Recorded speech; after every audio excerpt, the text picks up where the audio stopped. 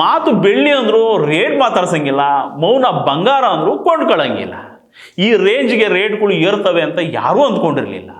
ಇವಾಗ ಎಲ್ರಿಗೂ ತಲೆ ತಿಂತಿರೋ ಒಂದೇ ವಿಷಯ ಅಂದರೆ ಬೆಳ್ಳಿ ಬಂಗಾರದ ರೇಟು ಯಾಕಿಂಗ್ ರೈಸ್ ಆಗ್ತಾ ಐತೆ, ಯಾವಾಗ ಕಮ್ಮಿ ಆಗುತ್ತೆ ಅನ್ನೋದು.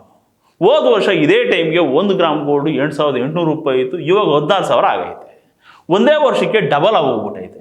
ಬೆಳ್ಳಿ ಕೆಜಿಗೆ 95,000 ಆಯಿತು ಹೋದ ವರ್ಷ ಇದೇ ಟೈಮ್ಗೆ, ಇವಾಗ 3.5 ಲಕ್ಷ ಆಗೋಗ್ಬಿಟ್ಟೈತೆ. 3 ಪಟ್ಟು ಜಾಸ್ತಿ ಆಗ್ಬಿಟ್ಟೈತೆ. ಈ ರೇಂಜಿಗೆ ರೇಟ್ ಜಾಸ್ತಿ ಆಗೋದಕ್ಕೆ ರೀಸನ್ನು ಟ್ರಂಪ, ಡಾಲರ, ವಾರ.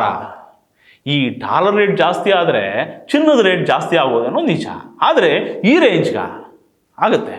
ಇವಾಗ ಸಿಚುವೇಶನ್ ಹಂಗೆ ಆಗೋಗ್ಬಿಟ್ಟಿದೆ.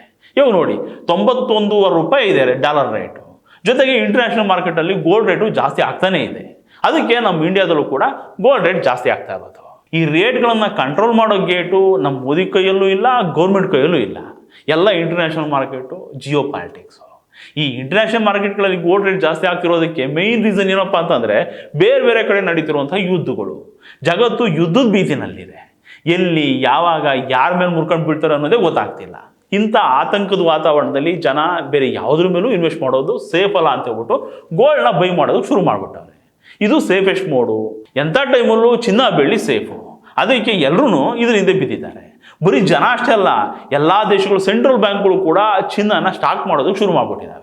ಈ ಸೆಂಟ್ರಲ್ ಬ್ಯಾಂಕ್ಗಳು ಅಂತಂದರೆ ನಮ್ಮ ರಿಸರ್ವ್ ಬ್ಯಾಂಕ್ ಇದೆಯಲ್ಲ, ಅದೇ ಥರನೇ ಅಮೆರಿಕದ ಫೆಡರಲ್ ಬ್ಯಾಂಕು, ಚೈನಾದಲ್ಲಿ ಪೀಪಲ್ಸ್ ಬ್ಯಾಂಕ್ ಆಫ್ ಚೈನಾ, ಈ ಥರದ ಸೆಂಟ್ರಲ್ ಬ್ಯಾಂಕ್ಗಳು ಕೂಡ ಚಿನ್ನನ ದೊಡ್ಡ ಪ್ರಮಾಣದಲ್ಲಿ ಖರೀದಿ ಮಾಡಿ ಸ್ಟೋರ್ ಮಾಡೋದಕ್ಕೆ ಶುರು ಮಾಡಿಬಿಟ್ಟಿದ್ದಾವೆ. ಡಿಮ್ಯಾಂಡು ಜಾಸ್ತಿ ಆಯಿತು, ರೇಟ್ ಕೈ ಸಿಗುತ್ತಾ ಹೇಳಿ? ಇದೇನೋ ಓಕೆ.